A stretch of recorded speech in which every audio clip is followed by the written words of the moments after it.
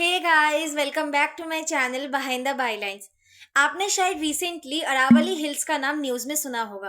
पर ये हिल्स सिर्फ हिल्स नहीं है। ये दिल्ली एनसीआर का ग्राउंड वाटर, वाइल्ड लाइफ और ग्रीन कवर के लिए एक नेचुरल शील्ड है। और अब सुप्रीम कोर्ट ने इसके लिए साइंटिफिक और मैप वेरीफेबल रूल्स बनाए हैं, जो पहले सिर्फ राजस्थान फॉलो कर रहा था, अब पूरे रीजन में यूनिफॉर्मली अप्लाई होगा।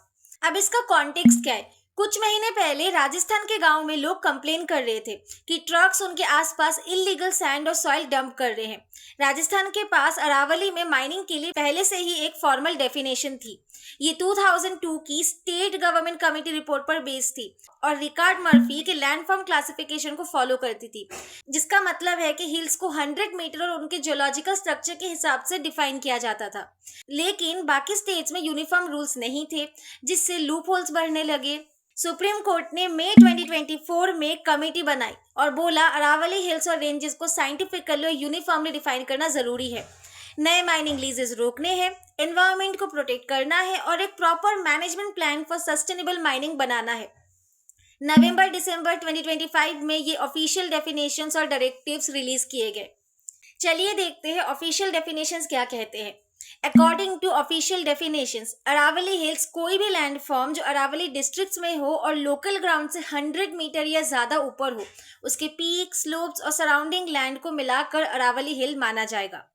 एंड अरावली रेंज का डेफिनेशन है दो या दो से ज्यादा हिल्स जो 500 मीटर के अंदर हो, उनके बीच का एरिया, वैलीज, हिल लॉक्स और सपोर्टिंग लोब्स भी अरावली रेंज के पार्ट हैं। सुप्रीम कोर्ट के सेफगार्ड्स कहते हैं नए माइनिंग लीजेस अभी नहीं होंगे, existing mines sustainable mining rules के हिसाब से चलेंगे। इलीगल माइनिंग रोकने के लिए ड्रोन, सीसीटीवी, वे ब्रिजेस और टास्क फोर्सेस लगाए जाएंगे। कोर और इनवायलेट एरियाज जैसे कि protected areas, tiger reserves, eco sensitive zones, wetlands, ये टोटली ऑफ लिमिट्स हैं। सेंट्रल गवर्नमेंट का क्लैरिफिकेशन क्या है इसमें, ये देखते हैं। सेंटर ने क्लैरिफाई किया है कि सुप्रीम कोर्ट अप्रूव डेफिनेशन के हिसाब से अरावली का मोर देन 90% एरिया प्रोटेक्टेड रहेगा। सिर्फ 0.19% एरिया ही टेक्निकली माइनिंग के लिए एलिजिबल है। लेकिन इसका मतलब ये नहीं है कि वहां माइनिंग ऑटोमेटिकली स्टार्ट हो जाएगी। नए माइनिंग लीजेस तब तक नहीं मिलेंगे जब तक प्रॉपर मैनेजमेंट प्लान रेडी नहीं होता। एग्जिस्टिंग माइंस भी स्ट्रिक्ट रूल्स के हिसाब से चलेंगे।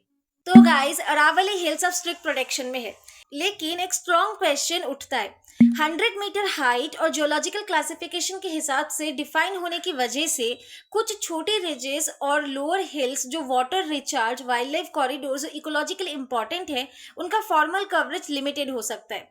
पब्लिक ये देखना चाहती है कि गवर्नमेंट ये इंश्योर करे कि सिर्फ रूल्स बनाने से काम नहीं चलता, एनफोर्समेंट और मॉनिटरिंग भी रियल होने जरूरी है, वरना क्रिटिकल इकोलॉजिकल एरियाज बच नहीं पाएंगे। राजस्थान पहले से ही डेफिनेशन फॉलो कर रहा था और अब ये रूल पूरे रेंज वाइड अप्लाई होगा। अब सिटीजन्स भी एक्सपेक्ट करती है कि अथॉरिटीज अकाउंटेबल रहे और इलीगल माइनिंग और इकोलॉजिकल डैमेज पे स्ट्रिक्ट एक्शन हो। आपसे क्वेश्चन, हम कैसे इंश्योर कर सकते हैं कि हिल्स और ग्राउंड वाटर सेफ रहे और इलीगल माइनिंग को खुद रोकने में मदद करे? अगर आपको ये वीडियो इन्फॉर्मेटिव लगा तो लाइक करें, शेयर करें अपने फ्रेंड्स और फैमिली के साथ, कमेंट डाउन करिए कि कौन सा टॉपिक नेक्स्ट देखना चाहते हैं आप, और बिहाइंड द बायलाइंस को सब्सक्राइब करना ना भूलें। बेल आइकन को भी प्रेस करें ताकि हर अपडेट्स आपको तुरंत मिले। Thank you so much for watching behind the बायलाइंस।